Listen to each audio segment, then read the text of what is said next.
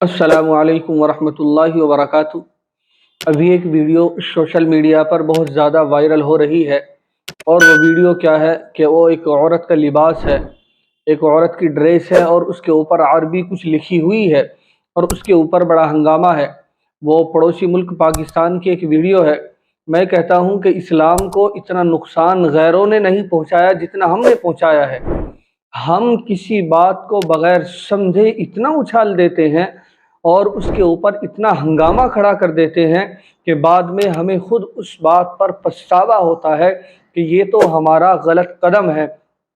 ایسے ہی معاملہ پاکستان میں پیش آیا کہ ایک عورت ایک ڈریس پہنی ہوئی ہے، اور اس ڈریس پر عربی کچھ لکھا ہوا ہے، اور وہ لکھا ہوا کیا ہے؟ وہ حلوہ لکھا ہوا ہے، یا تو وہ حلوہ کسی کمپنی کا نام ہے یا کسی اور چیز کا نام ہے، لیکن وہاں کے لوگوں نے جو ہے اس کو نہ سمجھا، نہ دیکھا، نہ پرکھا، بس ایسے ہی عربی لکھا ہوا دیکھا اور اس کے اوپر ہنگامہ برپا کر دیا۔ جب کسی ملک میں عربی زبان چلتی ہے تو وہاں کی ڈریس پر بھی، وہاں کی جو ہے ہر چیز پر عربی لکھی ہوئی ہوتی ہے۔ تو اس خاتون نے جو ہے عرب ملک سے اس ڈریس کو منگایا، اور اس ڈریس کو پہننے کے بعد پھر اپنے شوہر کے ساتھ یہ ریسٹورنٹ میں جاتی ہے۔ وہاں کچھ لوگ دیکھتے ہیں، اور دیکھتے ہی دیکھتے بھیڑ کھڑی ہو جاتی ہے، ہنگامہ برپا ہو جاتا ہے۔ آپ فوٹو میں بھی دیکھ سکتے ہیں، آپ ویڈیوز میں آپ کے سامنے پیش کر رہا ہوں، آپ اس میں بھی ویڈیو میں آپ دیکھ سکتے ہیں کہ کس طرح لوگ ہنگامہ کر رہے ہیں اور اس کے لیے طرح طرح کی نعرے بازی کر رہی ہے۔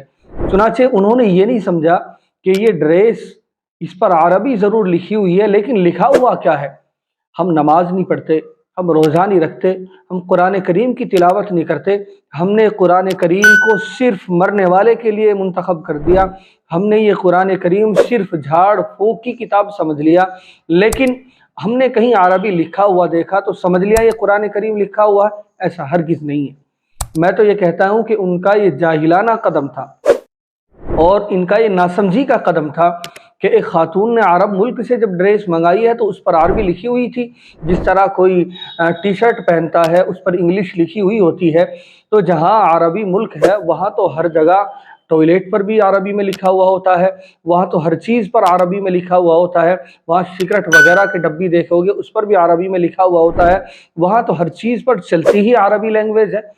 جس طرح بعض ملکوں میں جو ہے انگریزی ملکوں میں انگریزی چلتی ہے، اسی طرح عربی ملکوں میں عربی چلتی ہے، لیکن وہاں کی عوام نے نہ سمجھا نہ سوچا، اور اسلام کا نقشہ اس طریقے سے پیش کیا کہ میڈیا اور غیر لوگ اس پر ہنس رہے ہیں کہ دیکھو یہ ہیں وہ لوگ کہ جس کے اندر یہ صلاحیت، یہ سمجھداری نہیں ہے کہ اس پر لکھا ہوا کیا ہے، اور سمجھ لیا کہ یہ قرآن کریم کی آیت لکھی ہوئی ہے، اور پھر بعد میں اس سے معافی بھی منگوا رہے ہیں۔ بھائی معافی کس چیز کی ہے؟ اس نے کون سی غلطی کی ہے؟ اس نے کون سا قصور کیا ہے؟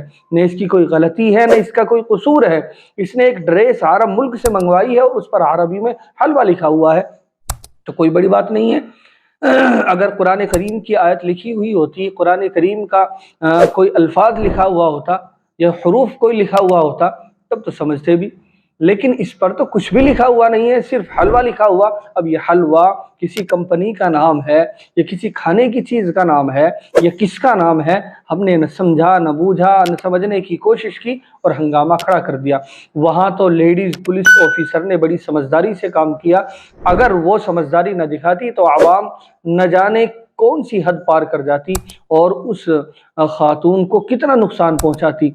تو ہمیں اسلام کو سمجھنے کی کوشش کرنی چاہیے، ہمیں اسلام کو پڑھنے کی کوشش کرنی چاہیے، ہمیں قرآن کریم کو پڑھنا چاہیے، ہمیں عربی زبان سیکھنی چاہیے، عربی میں ہمیں مہارت ہونی چاہیے کہ اس پر لکھا ہوا کیا ہے۔